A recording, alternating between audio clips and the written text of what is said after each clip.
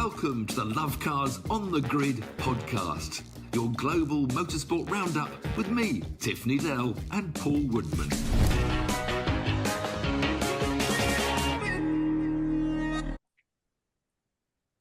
Welcome to Lovecars on the Grid, your global motorsport roundup, where we look back at a brilliant Max, but a very boring Grand Prix. Plenty of action elsewhere, including British GTs entertaining in Donington, where our man Nick Pontin also joined the Ginetta GT Academy. He did rather well. NASCAR boys battle out at Darlington. Plus, we take a look ahead of the weekend, simply packed with every form of motorsport you can imagine. But first, the news. I know this is a motorsport podcast, but our listeners and viewers will not forgive me if I don't mention the football on the weekend with Southampton, because they're officially relegated and they're on schedule to be have the lowest score ever. The lowest total ever. Down but not out. I mean, we will return. Did you go to the game? We've sacked another manager today. Should he have been sacked? Evan's gone. No, the game was at Spurs. Didn't go to Spurs. Well, he has to go, and the way football works, doesn't it? If you don't succeed, you're out. But no, he wasn't. He was slightly better than the previous one, Russell Martin, who Jake Humphrey's been coming out, having a right old go at Southampton for getting rid of the hugely talented young manager. So I had to tweet back at him and said 90% of fans will agree with you, Jake. So I know Jake, obviously, Formula One and stuff, but he, of course, is a Norwich fan, and Russell Martin was a Norwich hero. So it's all, football's all that. The way it goes around. Football's very fickle. Talking about fickle, let's go on to Formula One. Let's leave football. Let's quickly leave football. I'll tell you what we'll start off with, because there's a lot of controversy about how boring Suzuka was. Not controversy, a lot of talk. Yeah. And people are saying, well, including yourself, we've got to change the tracks. But I disagree. I think we've got to change the cars. Surely that's the solution. It's not about changing the tracks. It's about changing the cars. You used to have the epic races at Suzuka. Same format, same car. So Ayrton Senna telling you how amazing Suzuka is. There was always overtaking. So change the cars. The cars are just too big, too powerful, too much downforce, too fast. Have you stopped yet?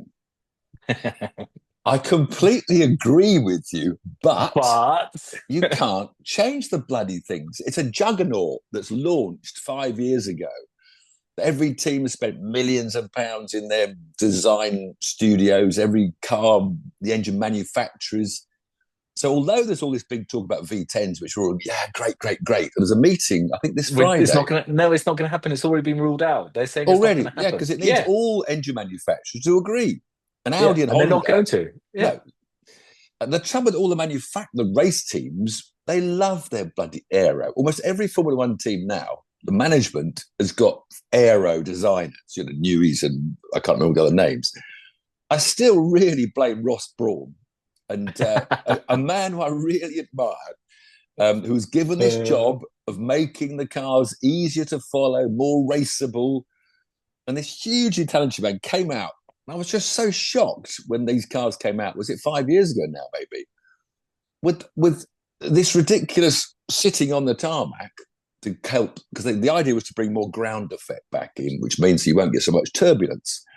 But his ground effect was so extreme that, of course, all the cars were porpoising. Remember the beginning? And the Ross Brawn should have been able to see that coming and should have known that his new rules package. They came up with those huge front wings they've still got, whereas the aero, the ground effect cars I raced in Formula One in 1980, they were all going for no front wings. You'd have a tiny front wing because the ground effect was supposed to do most of the downforce. But somehow Ross, he just got it wrong. And he created these cars which he still suffer to this day. He departed the F1 or FIA, whoever was employing him, saying, I think I've done a great job and the future is wonderful. Talking about next year's horrendous double aero, 50% engine, 50% electric hybrids we're going to have. They're in the rule book till 2031. And unfortunately, you cannot change this juggernaut of regulations that is supported by the manufacturers. We have to have the manufacturers. Well, no, let's lose the manufacturers up. How long have I said for the last 10 years that my thoughts were like, 2050 would be, we'd all go to the racetracks in our little electric, autonomous, boring boxes But then we'd have a gladiatorial stadium of these, V10 engine, lightweight, loud racing cars entertaining us, where the drive will be more important. But we're still locked into this love of manufacturers bringing money. And so much money's been spent in Formula One with all this money they have and the sponsors. So this is the problem. They won't change the flipping cars. The Ross Brawn was supposed to get rid of DRS. That was one of the, I thought, because, the cars would be able to follow so well with these ground effect that they would be able to overtake naturally. But it wouldn't have made that much difference to Suzuka anyway. There was one DRS zone in the whole of Suzuka. But if the cars had been able to follow closer, because now they say as soon as you're into 2 seconds, which I've actually said DRS should begin at 2 seconds and not 1 second, because 1.5 seconds. I agree. Yeah, 1.5 seconds behind a car now, you can't get closer because you're just into the dirty, stupid air. But at least if they made it a 2 second gap, you could then stay in closer. They won't change the cars, which is why I keep having to say we've got to change the tracks, which I don't want to change Suzuka or any other grand old circuit. But, if we want any chance to overtake at least once a lap, as I've said for Suzuka, you'd have to try and turn turn 1 into a hairpin or a big, sort of like Tarzan at in Zandvoort or something. But unfortunately, there's a big lake on the inside of turns 1, 2, 3. So it'd be a big bit of civil engineering probably. But it wouldn't cost as much as the manufacturers, redesigning engines or redesigning chassis. But people are obsessed with aero. Aero's been the enemy for motor overtaking since it was invented in 1968. Do you think Formula One even care? Do you think Liberty Media care? No. Do you think they probably don't? I don't think they really care about the racing. No. Honestly, no. I don't think they care about the racing. I think they just care about the money and the celebrities on the grid. Who's doing the band? Who's doing the rock stars? Who's doing the evening's entertainment? It's just all about Paddock Club packaging, hype, making it a big event, and the racing. Unfortunately, this is another thing that everyone who moans about. Oh, Pirelli tires! How useless Pirelli tires are! They all fall apart. How ridiculous! Let's give the Pirelli drivers told to do exactly. and the problem, it went wrong in Suzuka because they resurfaced Suzuka. Yeah. So Pirelli thought the new surface would wear out the softer tyres too quickly.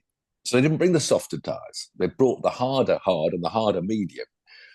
And then it turned out there wasn't tyre degradation. So in fact, for all the people that say, oh, just let them race flat out, well, they pretty much were racing flat out this weekend because the tyres didn't degrade. Which is why you never got any differential in grip or traction out of the corners. Because the DRS at Suzuka only really works when you can come out of the chicane with better traction with new tyres than the car in front of you, and then you've got the DRS as well. And then you might just about get past before turn 1. So Pirelli didn't have the tyres that everybody criticises, but that's what Suzuka needed, was some really soft rubber that fell apart after 10 laps. And then you'd have 2 pit stops. And I don't like that. It's not what I'd like to see. I agree with people that say they want to see cars driven flat out on the edge, but if you give them those sorts of tyres, you get the sort of race we had. What a ball fest! I don't know. I think we're just stuck with it. But I don't. Well, let's talk about some positives, because we started off with a very negative, boring story about Southampton. Very negative about the cars not changing and the circuit's probably not going to change either.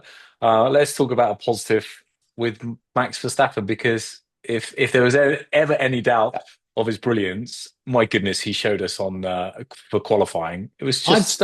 I'd start with Yuki. I think before we go to the Max, which is a big headline, I think you really ought to start with the beginning of the weekend. Well, I was going big. I was going big with going big with early. Right, we'll go big. But then we've got to look at quali, because quali did the race. I am talking about Max's quali. Just from nowhere, really. People are saying that it's probably the 4th best car. Now you've got me. I disagree. I disagree with that. I disagree with it. It's obviously not. It's obviously not, because he puts on pole and he wins the race. Yeah. So it's obviously not the. Yeah. The engineers turned the car upside down after free practice wasn't quick enough. They admit they went into their little history books and looked at every little aspect of the car, and they made the car a lot better. And this sort of, Max, again, it's just such a shame that Max I admire so much as a driver. He keeps on coming out with comments that just really wind me up. Because he finished the race. What did he say after the race? Yeah, in that car, mention the McLarens, you wouldn't even have seen me. So, I'm so brilliant as a driver. Me, Max. But hold on a minute, Max. So that means really what you're saying is that you only really won all those championships because you had the best car. Yeah. You're almost in reverse saying, well, the McLaren driver could have said that last year or 2 years before. But that's exactly what Lando Norris has been saying for years about Lewis Yeah, Hamilton. He's been quite rude, actually, about Lewis. I I don't think know. he likes him that much because he's always said that. Well, anyone can win in the best car. I know, Actually, but Lando, Max doesn't need to say that. to tell you that. I hate to tell you this, Lando, but you are in the best car, son. Well, we presume, on average, it looks certainly like the McLarens are the best. But maybe the Red Bull that the Red Bull engineers created for Max for qualifying and the race, maybe that was the best car that weekend around Suzuka. Maybe they fine-tuned it because he got the fastest lap of pole position. So yeah, I hate all this on and on. Of course, Horner was having a dig as well, wasn't it? The trouble is they got two drivers. Has a dig. He can't resist it. This digging that they do is so unnecessary and not needed. Him and Zach have got proper beef Zach now. has a go and everything else. But so, unbelievable qualifying that. When it suddenly happened, we're all watching qualifying and this name Verstappen just went to the top. They weren't following his qualifying that. So we never saw any purple sectors. We never saw it coming until he crossed the line and he was on pole. And then he drove the most stunning race. But of course, the McLarens are washing around in the dirty air, so they couldn't really attack. Everybody's having a go at McLaren for not trying some strategy. But I don't believe there was one. I think everybody says, we should have stayed out for longer, Lando, or pitted a lap before Lando. But then the trouble is, I honestly believe, the drivers have to agree to pit stop some stuff. And I think Lando was more concerned about beating Oscar than actually getting Max. I think Lando at an early stage of the race probably thought, well, that's it. I can't, get within one. I'm not going to get by Max. So I'm not going to go for any strategic twists that, would in any way let Oscar get past me. Which is, Horners did say this, and I agree. I'm a big fan, of number ones and number twos. And right now, if they don't want to let Max steal this driver's title, you'd almost have to say from now on, but Lando's number one. He's closest on points. I think he's still leading, isn't he, by a couple of points? Lando's leading just, I think, only by a point, but very close. Yeah, but we can't risk any more point loss by allowing Oscar to be. I know it's terrible to say, but, you look back in the history books of, whether it was Fangio with Collins in Monza in 1958 or 57, whoever it was, swapped with who, I can't remember. Fangio. Was Fangio and Collins gave a car. And Ronnie Peterson followed Mario Andretti in Lotus, and obviously Schumacher's been given, and Ferraris, were Massa can't overtake. I mean, it's just, if you want to win the driver's title, there are times when you've got to make these horrible, hard decisions.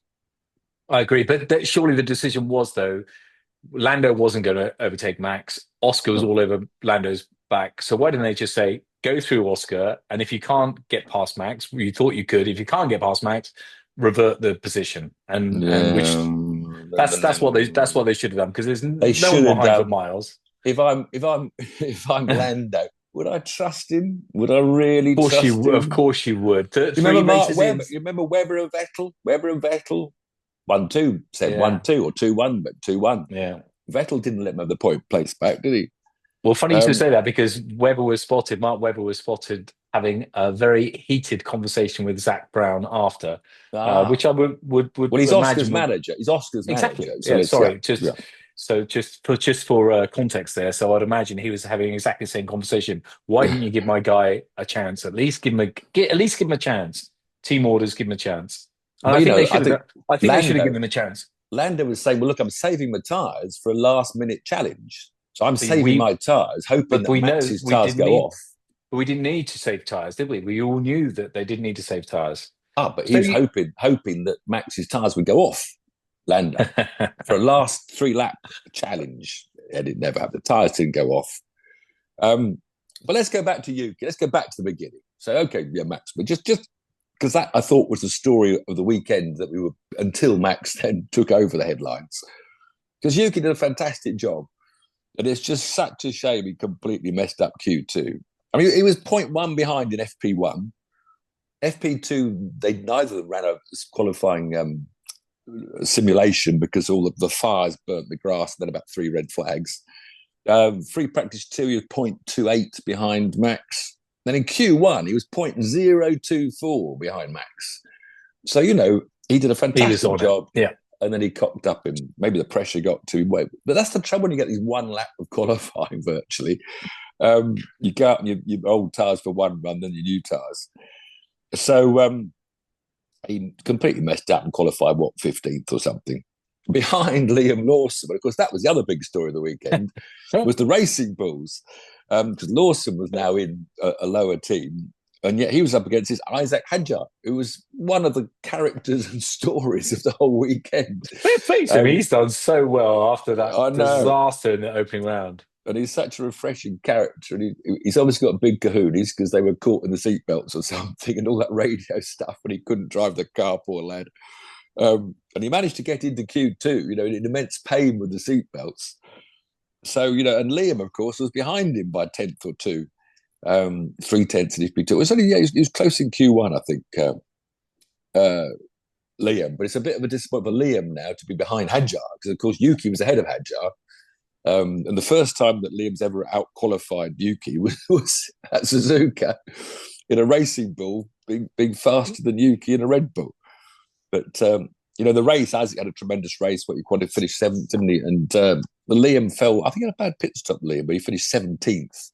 So not that good a return to Racing Bulls for Liam. How were they in comparison to our predictions? You said that Yuki was going to finish 8th, and I said 11th, I think. God, I haven't got, yes, and the gap in qualifying, I said 0.3, you said 0.5. So you win that one. Only because he cocked up Q2. Only because. Well, of course, that's the whole point. The whole point is he cocked up, and I knew he'd cock up. I didn't want him to, but then where were they going to finish? I think they're going to finish 3rd and 8th. I think we both said something like that. So I forgot to bring my competition to this. So I said he would finish. No, I said he would finish 11th. So I was one place off. Oh gosh. We didn't get any points anyway. But anyway, huge crowd, wonderful atmosphere, great place, Japanese flags flying everywhere. And just a snooze test. I'm now going to rename Suzuka Snoozuka. I was quickly tweeting it's like a high-speed Monaco, and Fernando, my great hero, was also quoting it's like a high-speed Monaco. So maybe they'll insist on 2 tyre stops at Suzuka next year. But I think if they came out with the softer tyres, it wouldn't have been the problem it was. Who else had good week? We have to call Ollie Bear. I mean, another. You see, Suzuka driver's track. And no doubt Max, the best driver in the world at the moment, showed his best driving. And look at Ollie Bearman, in a Haas that nobody wanted to drive. Gets into Q3, qualifies 10th, and brings the car home in 10th. And he's such a lovely young lad, because he's always got this beaming smile on his face. And it wasn't quoted on the television, but I read a quote, he just said he was just driving around Suzuka, and he was just loving the experience. Here I was, guiding my Haas through this most amazing racetrack. And you spent a bit of time with him at Silverstone, didn't you? The family. Yeah. You said, what a lovely family, lovely people. So next year, because I'm telling Ferrari, you one thing. Get him in a Ferrari. Yeah. I think Lewis Hamilton, I'm telling you now, I'm the biggest Lewis Hamilton fan. He will never, ever win another championship. I'm so sorry to say. But he won't. Tiff, he won't. Unless he gets lucky next year and Ferrari get the brawn of... Ferrari get the brawn, yeah. Ferrari come out with some weird freaky chest. And I'd love him to, because he technically he has won 8, but he hasn't won 8. So, but it's not going to happen. I'm sorry. And even if Ferrari do get the brawn, is he going to outperform Charles? Leclerc? No, unlikely. Hey, Ollie Bearman, class act, real class act. The other star of Suzuka was called Jacques Villeneuve. It was a refreshing voice in the culture, down to earth, no hype, no bullshit. Sometimes you almost hear him getting a bit annoyed with Crofty when Crofty was sort of give him a leading question of hype. And he's going up the corners now. He was really good. I mean, I thought he was one of the stars of the weekend. And he's had a go about crash helmets. He did a nice little story. I saw the film on Twitter. I don't know where it was originally came out. Talking about his helmet design, how it was created. and that, you know, when he created this was going to be his helmet for the rest of his career, because this was his image to portray. And he actually said he had an American IndyCar offer, and one of the parts of the contract was he had to paint his helmet in corporate colours, and he turned down the drive because of it. I think he had a Formula One drive as an option, but he literally said, well, I wouldn't come anyway if I can't wear my own crash helmet. Your image, your history. Well, you've been wax lyrical about that forever. That's how you identify a driver. And I was listening to it, and then I showed you the tweet, but I was listening to it and thinking, wow, that's exactly what you've always said. Yeah. You want to be able to identify the driver. But Tiff, even if you just changed it once a year, I could handle that, but not changing it every bloody race. What's all that about? They're so intricate. I mean, they're works of art. You know, when you look up close, they're beautiful things. Beautiful things, but you can't see that on the track. You only see about the top third of the crash helmets anyway. So I want to see an orange or a pink or a purple. I want to see one colour that I could recognise. Otherwise, I've got to look at the camera. Hold on, who's got the yellow camera? Is that Oscar? Or no, that's Lando's got the yellow camera. I'll tell you one thing though, it's made a massive market for paint sprayers and designers in helmet. Oh, no, honestly, so club racers like myself, like absolutely useless racers, everybody's got like a snazzy design thinking like a Formula One star. Did you hear that Carlos Sainz had a bad belly apparently? Doctor signed him off. He was late for the national anthem and he got fined. Oh, he got fined. 20,000 euros with a 10,000 suspended over 12 months. Reduced them 60,000 due to mitigating circumstances. That's quite strict, isn't it? That's pretty strict. Why are you shaking your head? People can't see that or hear that. I might go to the toilet. Well, it's just unbelievable. I mean, you know, you do your best to get to these events, functions, but if one driver doesn't make it to sing the national anthem, is it really a crime? He might be in the toilet. He might have number two, might have a problem in the toilet. I think that's what they were kind of alluding to with the doctor's problems. And also, do you want to make any comment on Mr. Stroll, Lance? Why bother? Do I have to? Really? Alpine's Doohan had quite a good run. He battled up and held off the whole. There was about 4 cars behind him at the end. I mean, he had a huge crash, of course. DRS. So we better ban DRS because it's dangerous now because that happened. That was a huge shunt. I mean, it was 4th lap out, wasn't it? Because he missed free practice 1 because they put the Japanese guy in it who did a good job, actually. He was quicker than Gasly, but you never know what they run in FP1. But that 4th lap out, poor lad, all this pressure on him, you know. I see Colapinto, there's a video of him. He's been out doing this last year's car testing at Monza. There was a film of him on Twitter today. So Colapinto is smiling his way around Monza after Jack had that shunt. But he did a really good race, fought hard, because Gasly dropped backwards. Alpine's here still not really coming to the fore. They look good in testing. They were right high at the top 10, weren't they, in pre-season testing? George was lurking around in 5th place, waiting for chaos to happen to get his normal podium, but actually didn't happen, which is... So he had a very bang average. In fact, Mercedes and Ferrari are bang average. We thought it was going to be 4 teams absolutely neck and neck. McLaren looked like this. I was going to say that, disappointing off the pace.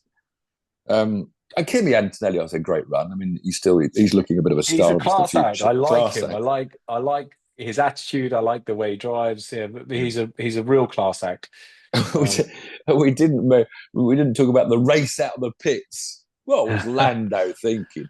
I was fully alongside him. You were only about halfway up alongside him. No. But why didn't he just tuck him behind him? Well, yeah. Tuck him behind him. Right in his gearbox. And then you go to turn 1 and you've got a chance. Yeah, or turn 2. Round the outside, round the inside, or turn 2, yeah. Well, he must have deliberately gone over the grass to make it look dramatic, hoping to somehow make Max get a penalty or something. I mean, it was desperate. Desperate.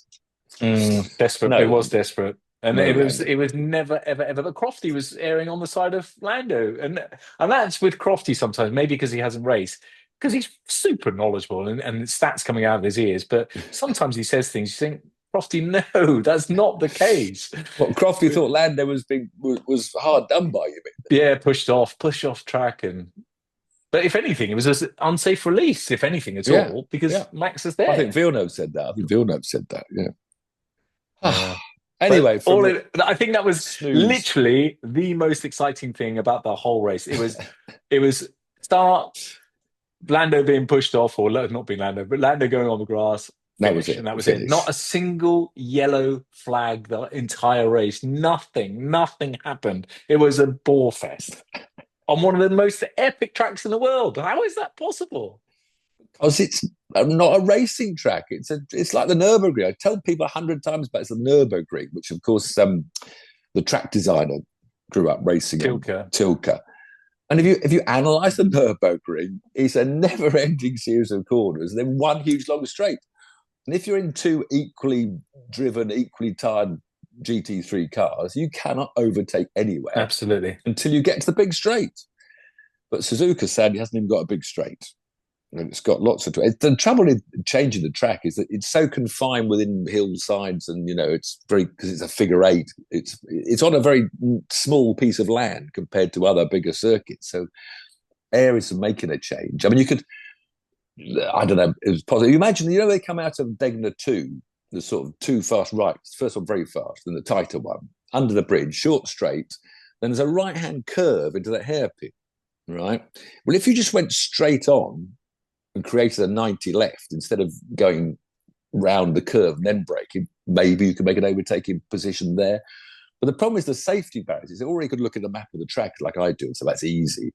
But of course, there's certain distances beyond the track for certain approach speeds, so they have to have a certain distance of runoff, to be allowed to approach a hairpin bend, at 200 miles an hour or whatever. So there's lots of inbuilt safety regulations about track designs which you'd have to overcome, apart from creating another overtaking place. Because funny enough, the spoon corners, when I raced there in Formula 2 and stuff, that's after the hairpin, long right. Then it's over a crest, and it's a double left. But the first left, when I raced there, was much deeper. It was a longer straight, and you could overtake into it because it was a sharp left. Because the barrier was straight up 50 yards in front of your nose when you got there. So they made that an earlier turning to give that huge runoff area for safety reasons. So there's so many factors in changing anything in Formula One. Right. Can we move on now, please? Sunny Donington. If you'd fallen asleep watching your Formula One, you could have got up, got in your car, headed to Donington to watch a wonderful day's British motorsport with the British GT being the headline race. What are you talking about? You're just assuming now that all of our listeners are from the UK. We got an international audience. After you've woken up from the snooze fest, you could have got on your private Learjet in Miami Airport, flown to Donington Airport, which is right by the Donington racetrack, and watched a wonderful afternoon. East Midlands Airport. East Midlands. Okay, so Donington, there's loads going on in Donington. Yeah, GT's the British GTs were the biggest. Mercedes came first, Lambo second, Mercedes third, McLaren fourth. And the GT4 race is almost as exciting. McLaren won the GT4 race from a BMW and then a Mercedes. So great stuff, wonderful cars to watch. And of course, there are support races. There were 3 Ginetta classes, one of which includes some bloke called Nicholas Ponting. Don't we know him? Yeah, he's for those that are regular on the show, Nick is a regular on our show in terms of presenting. So he did Ginetta Juniors 20 years ago, pretty much to the day, actually. And it was his birthday weekend this weekend. So it was a very special weekend for him. Because a lot of club racing is all about family and just having a fun day out. And we forget that. We all get a little bit competitive when the visor goes down. But you've got to remember, that's what it is. It's a hobby. It's a fun day out. And he had the most amazing weekend. He did very, very well. He qualified 8th, competitive field, about 25, 26 cars. And he finished, he got pushed off, he got forced onto the grass. He didn't pushed off. He went onto the grass for whatever reason. First race, dropped down to about 17th, brought it back to 8th, finished 8th, second race. And he said the top 3 were really, really good. He said they were sort of noticeably better than everyone else. But then the second gaggle of cars, he effectively won the sort of the race out of the second gaggle within the race. So he came fourth in the final race. Yeah, amazing. Great he did really, really well. He was over the moon. Yeah. So that's coming. Yeah. It's coming to the Motorsport special as well. So that'll be on there for those that want to see that Ginetta. there was GB3s there. I said, go and watch Abby Pulling in the GB3 boys race. I got that wrong. It doesn't support it used to support all the GT races, but now it's gone more international. So the first race for GB3s isn't until Silverstone. I've written it down on about the 27th of April. But the GB4s, they've got 27 entries. They've got a halo on it. It's so much cheaper to do an F4, that supports the touring cars. So tremendous field, very close. I mean, in qualifying, the top 8 were covered by a quarter of a second, and they're from 8 different countries. So wow, this was the great thing. British Formula 3 back in the 70s was the best formulas. So many guys came from overseas to sort of begin their European campaign in Britain. So it seems like that's a fashion, that's trend that's coming back again. So yeah, tremendous racing. F4s. Can you name? Going back to Ginetta, sorry, Tiff. Can you name anyone that any drivers, junior drivers that have gone through the Ginetta Championship? Well, of course, Go Lando. Yeah, he's the biggest. Anyone else? Did George ever go? Russell? No, he was too tall to get into a Ginetta Junior. Isaac Hadjar. No, he did Ginetta Juniors in England. Yeah, I'm sure he did. I remember seeing Sophia Fleur. She's withdrawn from doing the Indy NXT, the Formula 2 in Indy, having done the first race in. So Jamie Chadwick. I just finished, but she's run out of money. But I remember her winning at Thruxton. She won 2 races at Thruxton when I was watching, but never won ever again. But Sophia Fleur. Jamie Chadwick, she was a junior, was she? Jamie Chadwick, Tom Ingram. Seb Morris, Nigel Moore, Daniel Harper, Dino Zamparelli, Bristol Boys, Sarah Moore. We were talking about Formula One. I thought we were talking about. There's a couple of Harry King, very very good. He's very good. Jake Hill, Abby Pulling, and Billy Monger as well. Yeah. So it is a proper junior series. Lando Norris to say, and Jamie Chadwick who won on the weekend as well. When did she win at the weekend? Jamie won at the weekend. Where? In what? I think she did. Yeah, I think. In what? Where? Where is she racing? You're supposed to know all this. You're supposed to know. I don't cover the GT series in Europe that doesn't have GT1s. Well, the Iron Dames one as well. It might have been a GT 3 LMP2 race. She's in LMP2. It was. So she could well have won the LMP2 race in, I think it was in Spain, but it was a huge shunt. A Spanish girl got taken. It was put off by a car trying to badly overtaking her. Yeah, it was. So she did win. She was in the winning team. Yeah. Oh, well done, Jamie. Who did she share it with? You've got the result there. She shares with 2 other blokes, doesn't she? With 2 blokes. Not the whole blokes, team nailed it. It doesn't say, but I'm sure it will. It's race day. Who's that? Who's that there? Can you see? Is that focused? No. Looks very serious, whoever it is. Well, I should have listeners and viewers. Well, you just got to look up the results. It's much easier. Well, anyway, so Jamie won at Barcelona, and the Iron Dames won as well this week. Was that sponsored by? Is it Lexus? Because it's a team it's a manufacturer that's making an LMP1 car next year. Because it's the team that Logan Sargent was signed to do. And we all thought, so he should have been in Spain with Jamie this weekend. He was one of the original 3 driver lineups, but he withdrew for whatever reason. And the manufacturer is supposed to be having a LMP1 car next year. So that's the career path, which would be fantastic if she moves up with that. And for anyone that was watching that on YouTube, that when I just put that up, that wasn't her teammate. That was just this. That was the sponsor. That was the main sponsor poster. Jamie is the poster girl. Who are these guys? They're her teammates. Oh, those for goodness sake, get me the names, will you? We'll post it in the comments below.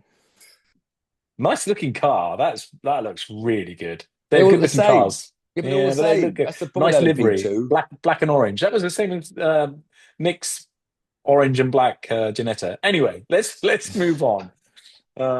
What's the finally NASCAR. On Sunday night you have to have NASCAR results. It wasn't the best and most exciting race, especially because Kyle, the most brilliant driver in the world, Larson, dropped it on the 4th lap of 200 laps. He was in a bit of traffic. It's a very tricky track. It's an old-fashioned, bumpy 1.5 mile over, but he lost it and hit the wall.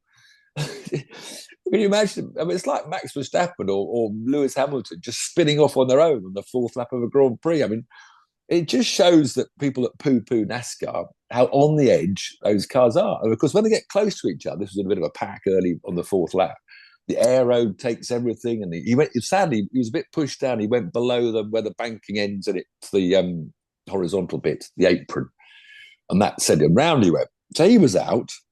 And even worse, because I was raving about the Wood Brothers team. That this weekend was a sort of throwback colour scheme weekend where you were allowed to use any old colours you wanted, and sponsors didn't mind. So people had historic NASCAR colours.